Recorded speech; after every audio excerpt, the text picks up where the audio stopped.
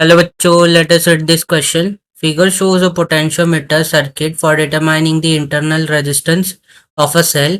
When switch S is open, the balance point found to be at 76.3 centimeter of the wire. When switch S is closed and the value of R is 4 ohms, the balance point shift to 60 centimeter. Find the internal resistance of the battery.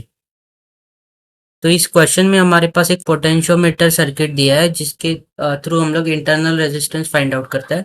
तो हमें क्या दिया है कि जब हम लोग switch को ओपन रखते हैं तो हमें बैलेंस पॉइंट जो है ये 76.3 सेंटीमीटर पे मिला है, और जब स्विच हम लोग क्लोज कर देते हैं एंड आर का वैल्यू जब 4 होता है 4 ओम्स, तो हमें बैलेंस पॉइंट 60 सेंटीमीटर पे मिलता है। तो हमें इंटरनल रेजिस्टेंस फाइंड आउट करना है।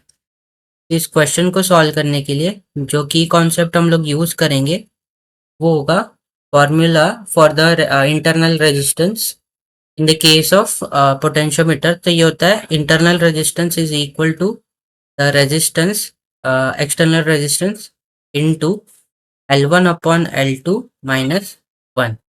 यहाँ पे L1 जो है ये length of the balance point होता है जब हमारे सर्किट में ओनली एक्सटर्नल रेजिस्टेंस प्रेजेंट होता है, एंड L2 जो है वो वो length of the balance point है जब हमारे सर्किट में external resistance capital R and internal resistance small R दोनों प्रेजेंट होता है। तो अगर हम लोग क्वेश्चन की बात करें तो क्वेश्चन में हमें क्या गिवन है, हमें एक्सटर्नल रेजिस्टेंस गिवन है 4 ओम्स। देन हमें L1 दिया है, लाइक जब सर्किट क्लोज होगा तो उसमें खाली एक्सटर्नल रेजिस्टेंस प्रेजेंट होगा।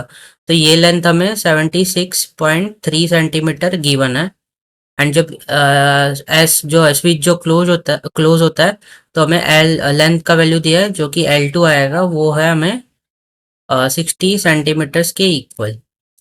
तो हमें इंटरनल रेजिस्टेंस निकालना है। तो यहाँ पे अगर हम लोग फॉर्मूला लिखे तो इंटरनल रेजिस्टेंस है ये capital R into L1 upon L2 minus 1 के इक्वल होता है।